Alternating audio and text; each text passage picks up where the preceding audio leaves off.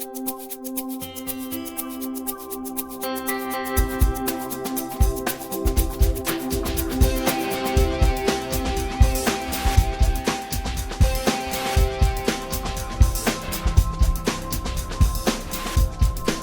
folks. It is Tuesday, September 13th, 2011.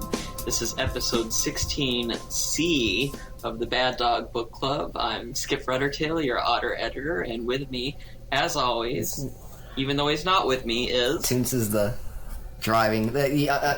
reluctant driving cat. But should we explain the Part C thing here? Like, what happened? Yes. So we are recording remotely for the first time ever, and trying to set up a little bit of a Skype thing because somebody forgot to bring their microphone with them. Mm-hmm. Yeah, somebody that's not Skip and is involved in this podcast. Maybe a cat or a raccoon. One or the other.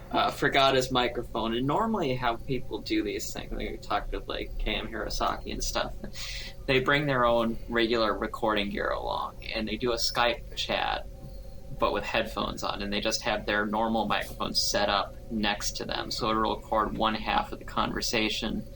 Their partner at the other location will have one half of the conversation recorded, and then you put them together later on. Hot tips with Skip. Yes, there you go, because I had no idea, but this is what everybody does, apparently. So we were going to do this, but, we had a little slip-up with the microphones, so Toonces' partner will be bringing that up before next time. But anyway, so we had to kind of do a little workaround with a Skype thing. Set it up last night, we did the show, and I discovered I had used the wrong mic on my computer, and so my sound half was totally fucked up. So that's why we're episode C, because episode B is lost to posterity. I guess technically we have half of it, if people want, but it'd be a very weird conversation. Like Toonces would just me talking with myself like I usually do. Yeah, but with long pauses in between. Yeah, where I'm listening inquisitively and going, yeah, right. So between the two of us, we might eventually get a show out, and hopefully this is it. Yeah, so this week we are discussing Foozzzball's You Can Never Go Home. And it was read for us this week by Soren, who I thought did a great job, and Foozzzball did a great job of the story, so let's get down to it. Let's discuss it. Alright. We did get a nasty comment on the reading, though. Should we? Oh, yeah. What was that about? I don't know. I thought it was really rude, though.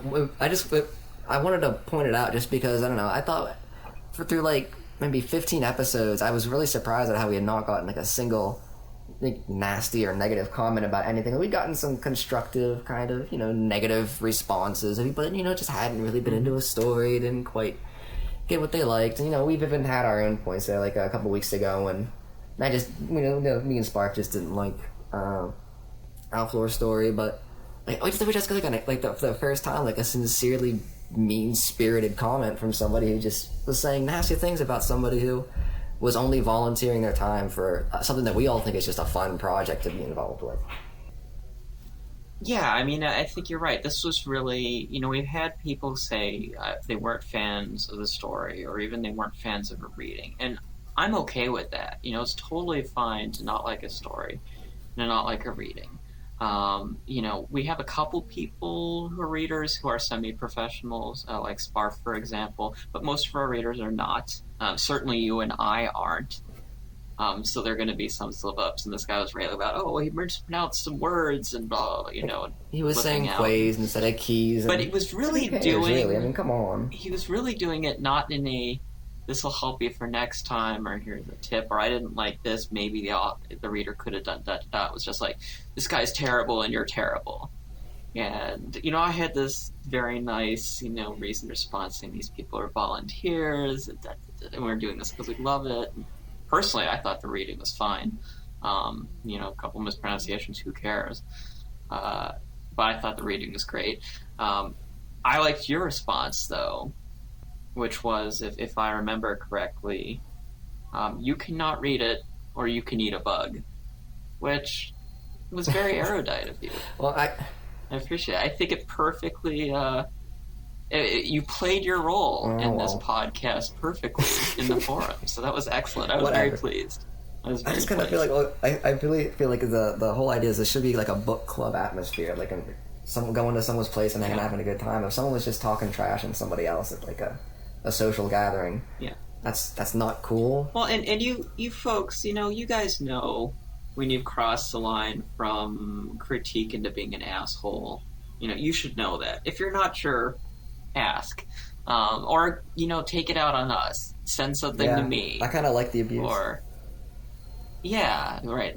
Send something to me, but don't take it out on one of our readers or our writers, Critique is fine, but don't be an asshole. That's enough about that. So yeah, let's get into some critique of the story. What did you think of the story overall, or what is your gut feeling about the story? It was an interesting read for me because one of the first genres of literature that I really got into was post-World War II anti-war literature. And I say that in kind of a minor degree because really it consisted mostly of me really getting into Catch-22. And I saw some, and Kurt Vonnegut as well.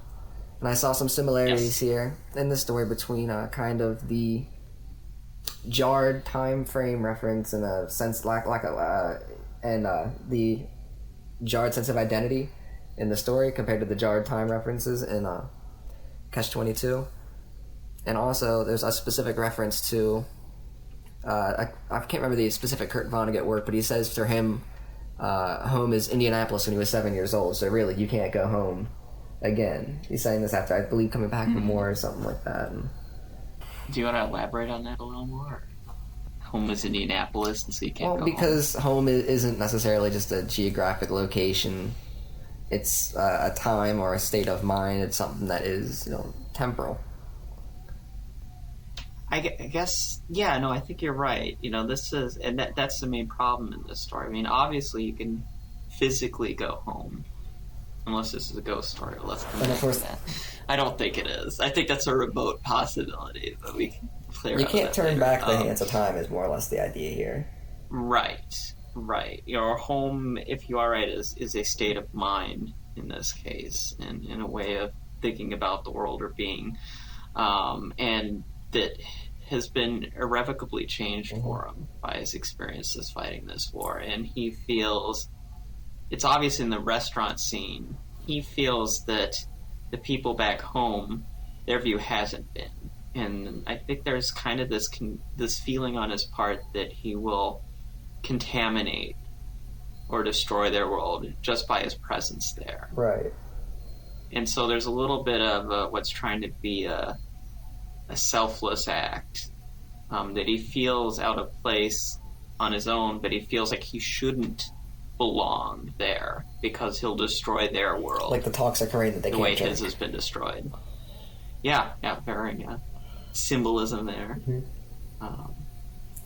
And that was kind of scary. Some shadowing of. It's an interesting world because I feel like it's sort of not too far future. But like 30 years or something. It seems the weird kind of sci-fi that is like parallel present to me, where it almost seems like it's supposed to be going along at like this specific point in time history, but almost as if like a different critical events had happened differently in the past. You know what I mean? So it just almost like just shifting a location or something like that without having to put it too far forward or back in time to jar. Ahead of us. But it's because some of the technology, like the rain. I think the splitting hairs is because it is relevant kind of to like the contemporary political issues. So I think it's kind of splitting hairs to say, but they're several years ahead in technology. Yes. And, yeah, it's obviously speculative fiction. Well, that goes back to your original point that this reminded you of some of the anti-war work that came out of World War II, and that this particular story is definitely from a movement or a genre that's in response to Iraq and Afghanistan. And how. Let's not forget the other military engagements we have in the Middle East. I mean, it's not just Iraq and Afghanistan that are the ones we're doing or are the bad ones. There's tons more. but I think they are starting to produce a whole series, a whole body of work, in novels and in films and in magazine articles that are, reflecting on the unique aspects of these wars, and so starting to produce their own little literary subgenre of, post war on terror, whatever you want to call this period literature. And I feel this very much fits into that, and that this is a soldier in a foreign land who is surrounded by people who look different from him, and he doesn't know who he can trust and who he can't. And so the whole world, when he comes back, he can't see the world as anything other than anything here might be waiting to kill me, or around any corner is a potential trap, because that's what he's had to think like to survive for the last couple of years. And it really captures, and that's something that hasn't changed. So even if the kind of these specific wars or the specific political situations around these wars kind of produce, to an extent, different mindsets, I think the feeling of being at a war and coming home and making that transition, very much what's being canonized as something the that's issue universal in this literature is post-traumatic stress disorder and its effect on soldiers. Yes. This guy really has it. Yeah, that's the crux of the story. Is it's it's a very internal story. There isn't much in terms of a narrative of events occurring. It's a lot of just kind of mental wanderings through a bleak landscape, basically, which you could probably kind of place stylistically maybe in the post-World War II literature as well. That's interesting, something about the framework of the story, because I always like it when authors do this, in that in terms of the narrative and the structure of their story and even the prose style, they construct their story in a way that reflects the mental landscape of their protagonist, or the worldview of their protagonist. In that, here we have a guy who is, shell-shocked. He's in kind of the original term for post-traumatic stress disorder, but is shell-shocked and is wandering around, and that things are not happening linearly. There's a little bit of a fog, and there's a little bit of a surrealism when it comes to timelines or order events. Yeah, the ages kind of sync up. He's hopping back and forth as things pop into his brain in a disconcerting way, and the story is written to reflect that.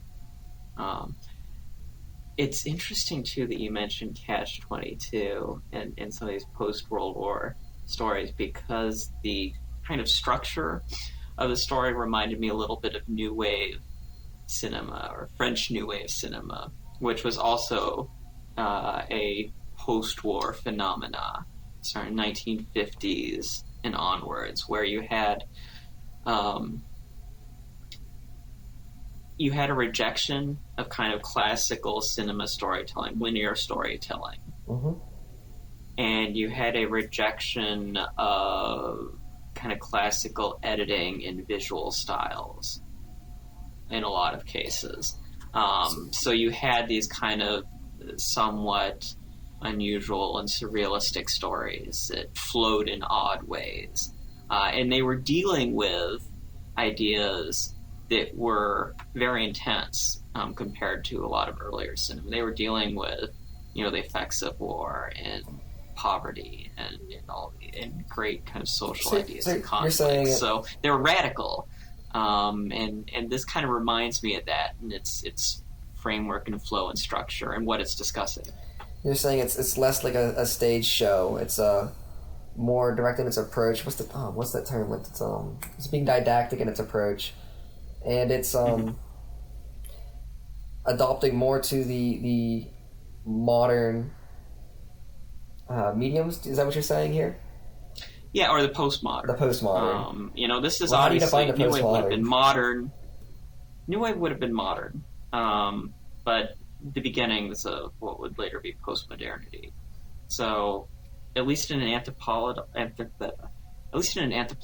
way, which is my background, Um, if you want to look at modernity versus post-modernity, so modernity is 40s, 50s. It is an ordered world in an ordered universe. In a economic sense, it's Henry Ford and River Rouge. So everything is, built and designed from you Right. put iron ore in one end of the plant, and you come out with cars in the other, all in one place, Right. and it's incredibly organized. Um, and that's kind of how you view the world. The world has a set of rules and principles. In science terms, I suppose you could liken modernity to Newtonian physics. So there are a set of laws, and everything obeys these laws. Post-modernity would be more Einstein, Heisenberg. So everything obeys laws except when it doesn't, or except when you get down to very small spaces. Things start doing random things. And so the postmodern world is an inherently unstable world rather than a stable one. This is an unstable character, like by definition. Exactly. It's actually kind of split between two different characters in a way. This one character. Right. Postmodernity is there aren't clear answers in stories that are postmodern framework, and movies are there aren't clear good guys or bad guys. So all the popular comic book adaptations now, in the modern era, they would have been, here's Batman, here's Superman, and they have problems, but they're good guys. And in the postmodern one, they might have really serious problems or be like very gray characters or do very bad things occasionally, and so they aren't really good guys. So there's some examples, and I'm sure people will quibble with me and disagree, but that's okay. Feel free to do so in the comments. No, sure. I wish more people would shout me down in the comments. That'd be fun. Because it would be good to be able to like loose my aggressivity every once in a while. Except nobody ever touches. You do, like, yes. Well, Sparf we went to a ball game with Sparf and Manji as partner last week, a Nats game, and we were talking about. Well, I was saying, I'm an anthropologist. I watch people, I study, I see what they do, how they react to things, what they think about things, how they feel. And I said, you do that too, but whereas I like, sitting back and watching, you do it in a way that you say or do outrageous and upsetting things that you usually don't even believe yourself, just to provoke a reaction. And then see what they do. So that's how you study their behavior, is you stir up the nest and then see what people do. I'm just saying, there's nothing wrong with that. That's just what I want you to say. But you are also a study of human behavior. You just go about it in a more proactive approach than I do. You are also a study of human behavior. It's the worst come-along line I've ever gotten. I'm way more direct than that. It's like, take off your pants. There you go. But yeah, this story is like a good postmodernist story. It kind of left me in a lot of ways, being like, not totally sure I know what happened in it. You have to do some kind of like syncing up of the dates and like almost like hard math to kind of figure out what's going on in the story here, which we believe is that this one character is being split up into two to get across this idea of a dislodged identity. And he's coming home and he feels like a stranger, more or less in his own home. And they're also compounding this might be just the semi-futuristic concept where these furry soldiers are cloned or something like that. I don't know. Well, right. That's a couple. I guess maybe. I mean, you were telling me about this, and I lost track halfway through. So maybe you could explain it to me again. Okay. Well. There are a couple things. I guess, the first question is, okay, our protagonist is Everin, who is a dog person. And yes, there are little hints in the stories. And he has a whole universe. This is the War Dog series. This is a story from that. So we should point that out. You can check him out as Foozzzball and FA. Foozzzball. Is with 3 Z's. That's important. But this is, one story from this universe, and I haven't read all of them, but I believe they're genetically engineered dogs who, at some point in the recent past, were, went from being basically slaves to being actual citizens. But as we know in America, history carries big weight. So even though they're citizens, you definitely get signs and feelings that, they're that's not the same as being, white, middle class, and wealthy. Let's put it that way. And male. So there are definitely some disadvantages, and that's probably one of the reasons he's in the military, and a lot of his friends are in the military, because it's an opportunity that's accessible to them. But so we've got Everin, who is our protagonist, and probably because we follow Everin's story here, and him arriving home in his home city, San Yedras, and walking around in these flashbacks to being in Tajikistan, and where obviously during his tour there was an ambush, and several other people in his platoon were killed, including Ensweiler, who it was snowed in secret, basically. Graphic metaphor, yes. There's Ensweiler who's killed, and there's some other people who are killed. He talks about people over at the machine gun nest in the base, and they could hear them, and microphones, dying, which is terrible. But he gets to this town, and he goes into a restaurant, right? Which is just a little, storefront restaurant in this town, run by a family. He said Everin loved his family, that's pointed out, and he would have written home to them every day if he could have. And so he goes into this little restaurant, and there's a waitress there who's a girl who's 14, and he's 21, so he's 7 years older from her. Well, then we go on to find out, as we read the story, that when he was little, when he was 13, he took his sister, who was 6, to the pier and gave her ice cream, and this is one of his happy back home memories that he can't go back to. So he's 7 years older than her. Well, here's a girl in a restaurant who he is 7 years older than, and there's a woman and a man who are the girl's parents who run the restaurant. And then we learn that Everin's family is has a sister who's 7 years younger from him, and has parents who run a restaurant. So we get a question then: is this the world's largest coincidence done for the sake of storytelling?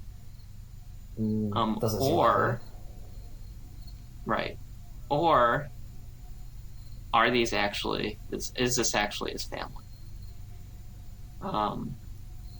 And I kind of wonder about that, because we do know from these hints that they're genetically modified, that it's probably hard to tell these dog people apart very easily if they're siblings. And there'll be hundreds or thousands of siblings, it sounds like. And so that's why there's a little bit of trepidation. And clearly the waitress is awkward. She hesitated, staring at him for a while, but nicely, kindly, do you want to see? She's trying to figure out who he is. I think she's trying to figure out if this is her brother. And finally they ask his name. And instead of answering them, which is weird, he pulls out these dog tags. Everin. On them, and they say, "Oh, Everin, that's nice. Do you know our son Scartho? Have you heard of him?" And he says he doesn't.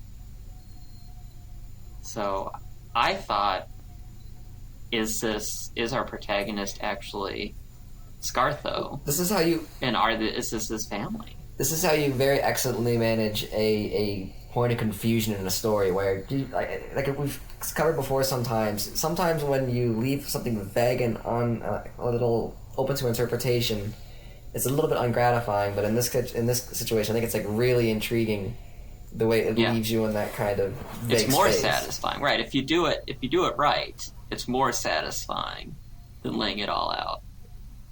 So that was one question I'd be interested to see, and I'm sure like Foozzzball will be like, "You're totally wrong. It's da da da da da." Yeah, but what does he know? He's just the author. Right, exactly. That's also another interesting point. I think that can be made is that this is just a general point, not about this story in particular. Um, this comes to mind with maybe Lucas in the Star Wars movies, which you've seen now. But at a certain point, there's kind of a transition. I think when you put your story out there, and you release it to the public, in an extent, it's as much the public or the readers or the viewers' story as it is yours now. Maybe it's even more their story than it is yours now once you put it out there. And there is a kind of power in an interesting thing that happens, I think, as people lay claim to a story once it's out there and make their own interpretations of it. Yeah, I mean, culturally, let's think about, and there's empowering things. I mean, look at, a lot of the older movies that where people, gay people took meanings from a lot of old films and said, oh, this is a gay character, or this character's journey is something that I can make empowering, even though there's nothing explicitly in the film that makes it about gay characters. My favorite thing is when I'm reading an old book and they're using the term queer to refer to strange behavior. However, the strange behavior they're describing is men acting effeminately. There's a whole great studies of queer meetings and pre-Hays Code cinemas. Fantastic stuff. We can get to that. This was Upton Sinclair's the Metropolis, who's one of the most homophobic characters I've ever. Upton Sinclair does not get near enough credit for being just a horribly bigoted writer, by the way. It's hilarious. Just read, everyone thinks, oh, yeah, the jungle. I mean, people getting killed at the factories. It's so awful. Actually, read the text sometimes. There's just so much, racist imagery actually in it. It's fun. Yeah. Well, it's one of the interesting things. It is weird, when we read authors that we admire who, for one thing, and then they do something else that's totally repugnant. It's always bizarre. It's a weird feeling. Or there's a whole big to-do it's not quite this week. I don't know if you followed this at all with Orson Scott Card. Yeah, I was gonna say, it's not an Orson Scott Card level of repugnance. It's just this old-timey, early 1900s people had totally different sets of values. Yeah, well, that's true. I think you do have to look at things a bit through a historical lens there. But yeah, the Orson Scott Card thing, I don't know. What did you think of that? I had no idea who he was before, so when I found out he was this homophobic science fiction writer that's really popular, I thought, oh man, I bet I know a bunch of gay people who love his books that I could get to not like his books anymore by telling them this. And generally it works at about a 1 in 3 success rate, I've found. There are a couple of his books that I really do love. And I've known about him for a while. So there's Ender's Game, which is probably the most famous one. And that's a great book. I think his better book is the sequel, which is Speaker for the Dead, which I like as an anthropologist. And I won't go too much into it. But it's interesting because it is such a compassionate and understanding book in so many ways. Just not for queers. I guess that's the fascinating thing about this. Yeah, it is such a... the book is about bridging divides, and you need to stop doing that because the microphone's picking it up. The book is about communication and understanding different people and bridging huge divides of species and culture, and yet here we turn around and turn out something crazily homophobic, within your own species, within your own culture, within your own country. So interesting, and I don't know what to make of that, or how somebody makes one leap and writes so passionately about something and yet can't make a much smaller leap. And maybe because it is closer to home. It's that science fiction distance we talked about last week. I have had it up to here with queer dudes who think everyone's in the closet. Well, there was a scientific study recently. Oh my goodness, I don't want these scientific studies. I think gay dudes... No, you don't believe in science? I don't believe in science, no. I think gay dudes who are so obsessed with, straight dude sexualities are insecure about their sexuality, and their word, they're straight. Yeah. Probably. But, no, there was an interesting scientific study where they were, basically put arousal bands, which are kind of tension bands around guys' penises, and they had straight guys, bi guys, and gay guys. This is all self-identified, of course, because there's no machine to measure this stuff. And they sat down and, they say, we're going to show you some porn movies.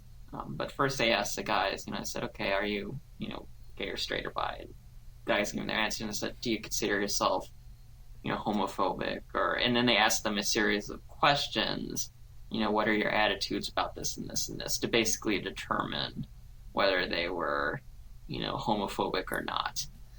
And the guys who were straight and not homophobic, when they watch porn, they showed girl and girl porn, and they showed girl and guy porn, and then they showed guy and guy. So the girl and guy, the straight guys, got aroused by it. When they showed the straight guys who were not homophobic, they got aroused by girl and guy. When they showed guy and guy, the straight guys who were not homophobic showed no arousal. Right. The straight guys who, by their responses, indicate or even said they didn't like gay people, showed arousal to girl and guy, and arousal in, I think, 80% of cases, if I'm remembering the study correctly, to guy and guy. So, make of that what you will. So I think, I don't care if I will absolutely agree with you saying that not all straight people are gay, but I think maybe a good percentage of the most vocal anti-gay ones may have some tendencies. Let's put it that way. Is that really such a controversial statement, though? The way I feel it is, look, I don't care if passing a Richard Simmons VHS makes you pop a Woody. If you don't want to be gay, don't be gay. This is the best club I've ever been a part of, and you know what? There's the door. Don't ruin my time. Really, I'm just all about the stuff of that. Look, the way I see it is, if you're not self-identifying as gay, you're essentially a null set anyhow. So I don't know why you would get the privilege of being counted in the data set. You know what I mean? That's the point that I think could be made. There's that senator a couple of years ago who was caught in the bathroom in Minnesota because he's an idiot. Right. But, there's a whole thing like, oh, he's gay, and he came out and said, I'm not gay. And he was right, I think, because he didn't identify as gay. If you're or he doesn't identify he's gay. He isn't doing the gay lifestyle, or he isn't part of the gay culture. Yes, he's sucking guys' dicks in a bathroom stall in an airport. Yeah, but I'm setting the standard for a gay but way higher than that. That doesn't make you... I think that means you have sex with men, but that doesn't make you gay. No. I mean, we're raising our membership standards. That's what I'm saying. We're sending out, we used to be recruiting, but now we have to kind of apply. We're going to send our membership group along. I think it's a cultural thing. It's like the Freemasons, basically. Yeah. So, back to the story, because I think there was a story. I'm done with that, though. I don't have anything else to say about that. Let's wrap this shit up. No, wait. I do want to say, I think the other thing that backs up that maybe this really is Scarth, though, is... it finally gets down to the pier, and he takes the dog tags. And he takes the dog tags and wraps them on the little boat grommet, or the boat tie-up. Right. It's not a grommet, whatever it is. The boat tie-up, and hangs them there. And the boat isn't there. And he says the family goes to the boat when things are bad or something bad has happened and they need to be together. Right. I think that implies, again, that Everin is dead. That his family is left and they need to be together. Because if it was actually his family, they'd probably be there. Why would they be out on the ocean, mourning or whatever they're doing if he was coming home? I see. So, but I think you said they may not know he's coming home, and obviously he didn't tell anybody. Either way, and I guess this story I really feel like captures so well the alienation he feels from everybody now, and it really grips me. It really tugged at my heart for this guy, Everin, or whoever he is. And it's like I want him to find help, but it's a pretty bleak story. So, but he's young, so I hope that at some point he can find what he needs. So I mean, I guess I should say, did you like the story? Oh yeah, I liked it because what I liked about it was it's a war story that doesn't glorify war, which I feel, considering that the conflicts in the Middle East are still so politically charged, you're liable to see a lot of production of literature that is openly glorifying the war, even if it is making tacit reference to the issues of post-traumatic stress disorder that our glorious warriors suffer with afterwards. At least this is completely peeling back that kind of it's not giving into that temptation of glorification, which is right. good. Well, and I think you're right. Even a lot of our stories that are about the horrors of war have terrifically exciting battle scenes and stuff, and there's to maybe jazz it up or get the pulse running, and there's nothing like that here. And I think you're absolutely right in that assessment of it, and it makes it a harrowing story to read, and one that hopefully makes people, because I think, as you're right, it is parallel enough, it is close enough to what's going on currently in the world that it'll maybe make people think about things in different ways. So, but yes, we got a little distance here in that it's a furry story, so you could say, oh well, think about these things without freaking out so much. Fur soldiers. Yeah, dog soldiers. There you go. Worry furs. So, oh God. So anyway, yes, Soren, thank you for reading it. Foozzzball, thank you so much for writing it. Jerku commented, no thank you at all. You can leave. There's the door. What was that? Jerku commented, no thank you at all. There's the door. Yeah. Yes. Well, I actually, what I said to him was, if you didn't like the reading, why don't you read one for us? So put up or shut up, and I will repeat that. So there you go. Because it's not easy to do, and I want to see you do it and see how perfect and lovely you are. Because I thought Soren did a great job. Personally, I think we should encourage people to be readers for our book club by having them be nice to each other and be nice to them. Yes, exactly. We shouldn't reward this person for being mean, letting him read stories. Well, I guess it was a little passive aggressive, yeah, I suppose. But thank you so much for giving us this Foozzzball. Tube nominated one of his stories, and he said, "Oh, go please ask Fooz because I love his stuff." And so thank you Tube for suggesting it. We'll be back in a couple weeks, and I don't have anything else to. Do you have anything else to say? Ciao, everybody. Thank you. Yes, and hopefully, like I said, I think the sound will be okay. It'll be even better next time. This is our first remote, so it's an experiment for us, and we're sorry for the delay, but we hope you enjoyed it.